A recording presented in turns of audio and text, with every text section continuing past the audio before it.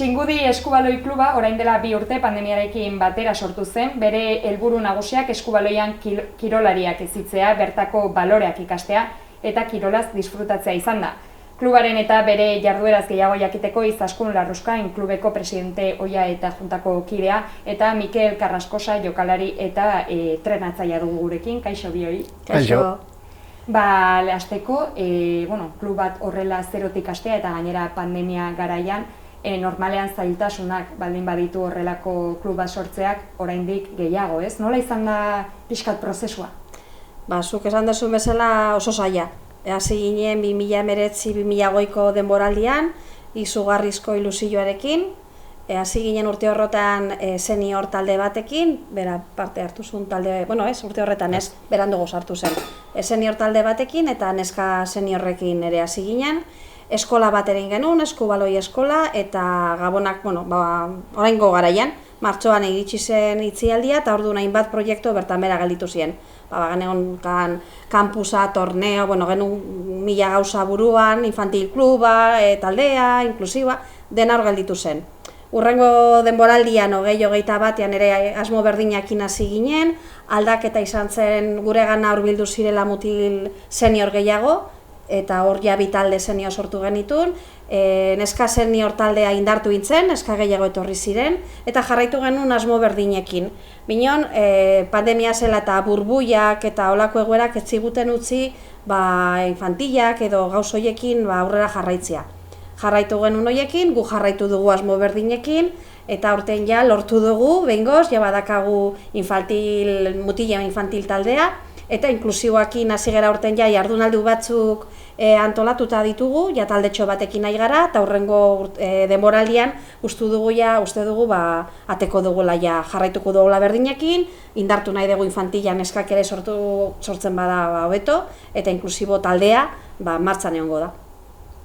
Eta zein helbururekin komentatu dugu, pixkot hezitzea, baloreak sustatzea eta kirolaz disfrutatzea dela ez, baina, zehazki ze balorekin edo ze helbururekin sortu zenuten klub hau? Gure asmoa zen, gauden tokian egonda ez, Irunen bizigea, Irun Bidasoa inguruan, eta hemen izugarrizko garrantzia da eskubaloia ez, dena dakigu, hemen Bidasoa dago, oso ongi dago, oso kriston ekipoa dakagu, ez bakarrikan gure inguruan, Euskadi mailan berena.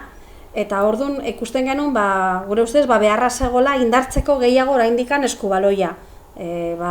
Alderatuta beste kirolekin, futbola Real Union dago ere super indartzu, bino badaude futbol talde pilo bat inguruan, saskibaloia, ikusten genuen, hor bazegoela utzune bat bezala, eta pentsatu genuen, aukera egongo zela sortzeko beste talde bat.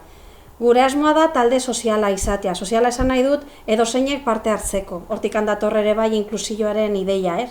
Aniztasun funtzionala dakan jendeare, badauka eskubideare jolasteko eta disfrutatzeko eskubaloietaz. Orduan nahi genuen zer, jendeak ikasteko, kirola egiteko, gure enfokia gehiago segon zuzendua emakume edo neskei. Ikusten dugulako, azkeneko urtetan, hor badago laulezi puntu bat, bai neskengan eta behartzela indartu. Orduan hortik hasi ginen, nahi genuen baloreak, nahi genuen izatea talde bat, nun ezen bakarrikan jolastu eta ikasi eskubaloia, baizik eta pertsonak lantzia heziketa bat eman eta hortik goaz. Ardatz nagusi bat hori da ez, eskola kluba eta txikienetatik hastea ez den eskubaloian eta kirolan. Garrantzitsua da lan hori ez? Bai, zuk itzengo duzu, zenbera da infanatzaile infantilena. Bai, oso garrantzitsua da, ume txikiak talde kirol batean hezitzea balore asko transmititzen direlako. Azkenean, txikitatik hasi garenok eskubaloia egiten, adibidez, ez gara onenak jolasten adibidez, baina kriston lagunak egin ditugu. Eta hori da gure asmo nagusia transmititzeko txikiai.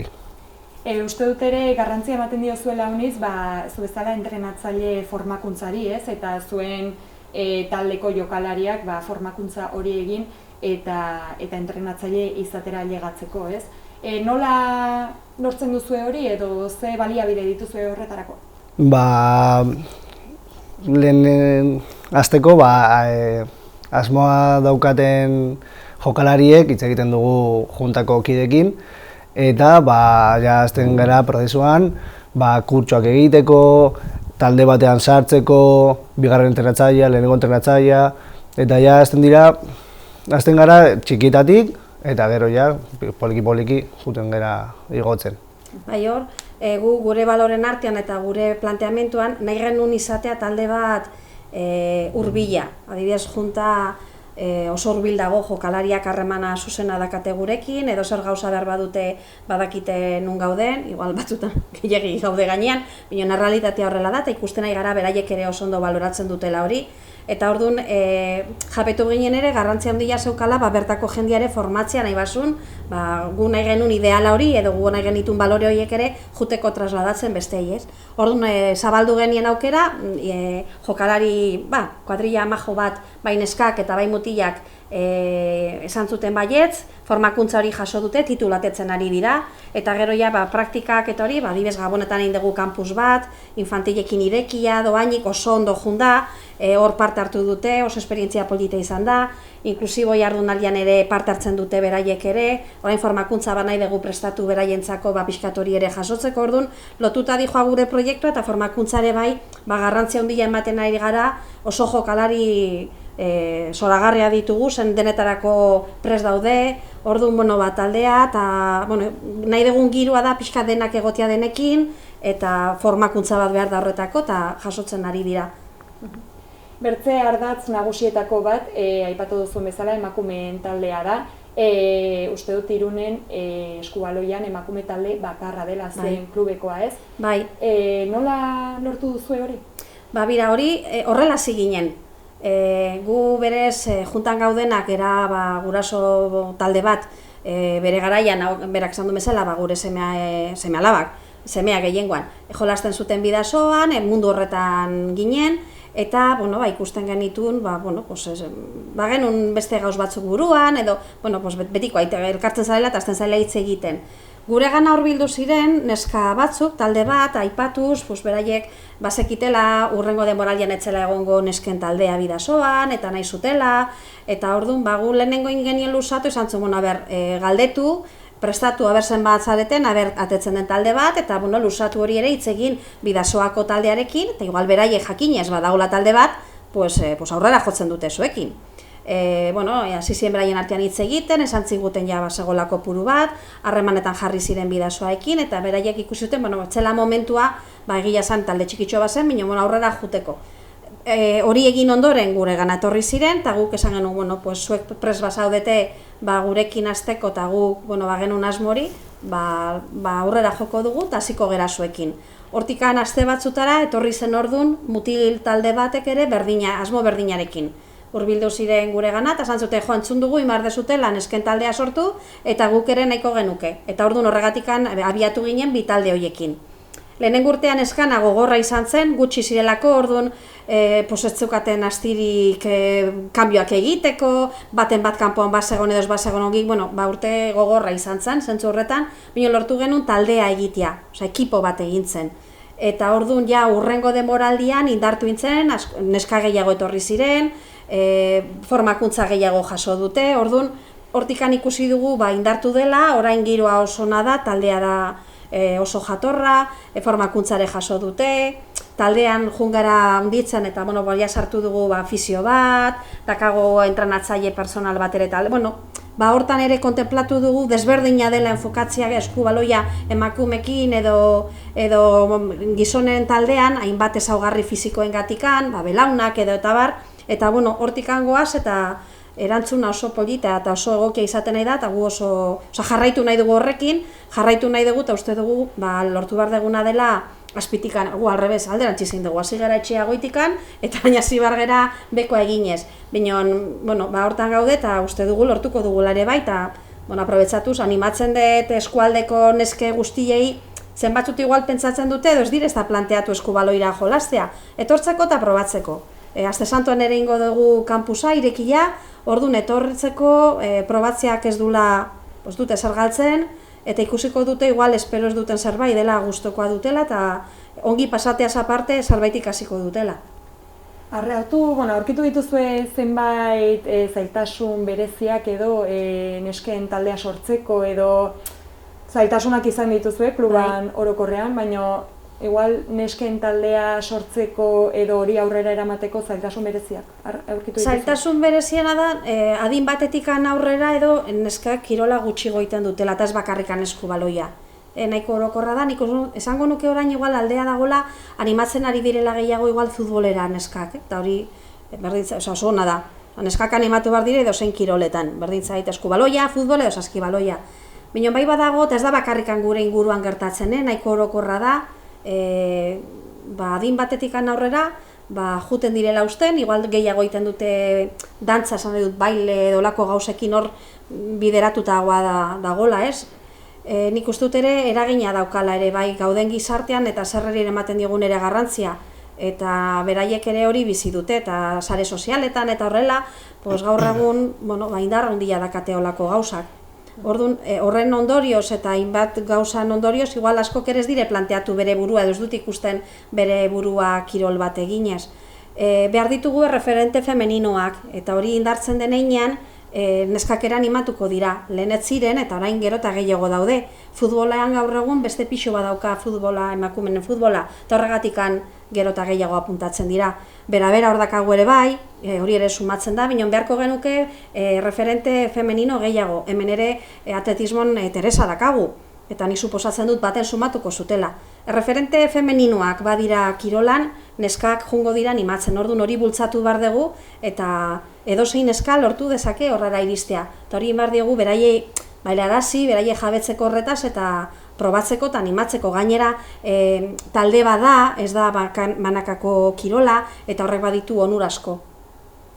Irunen duzue kluba, baina, mugaz gaindi ere bazoazte ez, uste dut Hendaiako jendea ere hurbiltzera animatzen duzu edo baduzuela. Bai, badakagu Hondarbiko, Bidasoa inguruak badakagu. Hendaia, Hondarbi eta Irungo jendia. Berez Irunen egiten ditugu entrenamentuak, Irungo taldea delako, hemen sortu ginen, eta Irunen arazo asko daude pistekin. Eta hor arazoak izaten ditugu entrenamentuak egiteko, eta hor da, ez bakarrikan guria da arazo orokor bat, herri mailan ez daudelako instalazioak egiteko kirola behar den bezala. Orduan, horrekin moldatzen gera aldugun neurrian, eta gero Gazteluzarri ikastetxeak usten gaitu bere patioa, hainbat entrenamentuan egiteko bestela ezinezkoa izango zen. Eta bai, Hendaiako jendia, Hondarbiko jendia, eta Irungoa momentuz, eta Nafarrako jendia ere badago senior taldetan, badago jendia kanpokoa etortzen dela onara ikastea, eta orduan horiek ere hurbiltzen ari daigu ere gana, eta oso aberatsa da taldentzako, gero kanpora juteko beraien herriera, denetetik ikasten da. Orduan pixka popurri dakago. Eta azkenik zuen bertze ardatz nagusi bat, aipatu duzun bezala lehenago ere, inklusibitatea da, ez? Jardunaldi inklusiboak antolatzen dituzue, eta kontatu pixkat nola zertan datzan hori? Hori izan zen, animatu ginen momentuan, nik hezkuntza premia berezitan lan egiten dut, eta orduan nire gana jo zutenean edo hasi ginean pixkat hau antolatzen, nik nik usten nuen nire burua igual, emakume edo nesken taldeak bultzatzen, baina bereziki nire ustez beharrezkoa zela aniztasun funtzionala dakaten jendearekin zehozer egitea gure inguruan. Zen asko joaten dira rugbira jolastera Ortizira, edo joan behar dute Orereta edo Donostira, mugitu behar diren mendikan. Eta nik uste dut hemen badagola jendea, behar dula eta animatuta dagola. Horrekin hasi ginen, harremanetan jarri ginen aurreratu elkartearekin, eta beste, zer eginen ikaskuntzako gelekin, eta esan genuen, nola ikusten dezute aukera badago, eta zeitun esan ziguten baietze, ikusten zutela aukera eta beharra ere. Orduan, lehen esan bezala, lehenengo joan den urtean ezinezkoa izan zen, eta orduan aurten pentsatu genuen oberena zela lehenengo jardunaldi batzuk antolatzea, beraie juteko ezagutzen taldea, guk beraiei, eta denen artean juteko osatzen taldea. Egin ditugu jardunaldia egon zen, COVID zela eta justu izan zen Gabonetan eta aurrekoan piko luzen garaian izan dira, orduan jende gutxi izan ditugu, binon badakigu badagola jende hor prest. Orduan, bada eskubaloia disfrutatzea, eskubaloiakin jolastea, harremanetan gaude Euskal Herriko beste taldeekin, eskubaloiko talde inklusiboekin, beraiei lagunduko digute formakuntza jasotzeko, badago jendia ere ekarraz bezala beste batzuk ere lan egin dutela olako pertsonekin eta badakatela formakuntzari, orduan bere burua eskaini dute talde hauekin lan egiteko. Eta, igandean izango dugu, igande honetan izango dugu urantzeun 10:30 12:30 arte, orduan norbaitai bada entzuten, eta igual ez bazekin, gure sareetan edo gurekin jartzeko harremanetan izena emateko eta ongi etorria izango da. Eta, helburua da hori, hurrengo denboraldian talde bat atera nahi dugu, eskubaloiko taldea, eta horrekin atope ongo gea. Jardunaldi hauek pixkat bera ezagutzera emateko, ez? Bai, orain, pixkat infantilekin ingenun bezala. Osea, beraiei guri ezagutzeko, gu beraiei, eta nahi deguna da, oinarrizko gauza juteko ikasten, eta ja taldetxo badakagunean, eta uste dugu ja dagoen jendearekin, hurrengo denboraldian, ja azteko jolasten, eta holako gauzak egiteko. Eta azkenik, kontatu pixkat igual zein diren, aipatu duzu zuen hurrengo erronka agian horrelako talde bat sortzea dela, ez, aniztasun funtzionala duen jendearekin. Zein izango dire bertze hurbileko edo luzerako klubaren helburuak? Igual, zu kontatu infantila indartzea, Bai, gure asmoa da infantil bi talde edo 3 ateratzea, neskena zein mutilena, kadeteak, juvenilak, igual luzerako, eta inklusibo talde bat edo 2 edo nahi dituzten talde guztiak. Klub bat osatzeko ezin da bakarrik senior talde batekin osatzea. Orduan oso garrantzitsua iruditzen zaigu base bat edukitzea, gero etorkizunerako geroz eta jokalari gehiago izateko. Eta izen gehiago izateko Euskal Herri mailan, Gipuzkoa mailan, eta zen jakingo du Euskalo, hori da, Espainia mailan. Eskola bat ere nahiko genuke. Zen uste dugu oinarria dela azpitikan hasi behar dela, eta orduan inditzen bada, egoera aldatzen bada, egoera pandemia juten bada, edo egoera desberdina badugu, horrere nahiko genuke, zen uste dugu txikitatikan hainbat gauzak landu behar direla. Eta ametsak ditugu pila, nire gustatuko zean pila bat izatea aurrezkuntzako adinakin zerbait egitea aurrekin, eta hor benetan inklusioa sartzea berdintzain nolakoa den aurra denak elkarrekin egotea. Ametsa ditugu pilo bat, bineon, oinak uki bar ditugu lurrean, garenok, dakagun rekursoak, orduan jun bargera poliki-poliki. Orduan erronka aurten izan da lortu dugu mutilena, nahi dugun eskena lortu, elkarrekin entrenatzen dute, ostiraletan mutilak eta neska, badago kuadrilla bat, bineon ez dugu lortu kopurua atetzeko taldea. Eta oso aberatza izaten da beraientzako eta guretzako. Ze harremana duten beraien artean, nola gelditzen diren, jolasteko moduan, orduan, bide berdina nahi dugu jarraitu eta nahi dugu handitu, hori pausuz pausu handitzen, eta horretako behar dugu, etortzia gure gana aurrak eta behar dugu, denbora izen bat izateko. Eskerrik asko bioi, zorionak, egin duzuen lanagatik eta egiten ari zaten lanagatik, eta zorte hon. Eskerrik asko.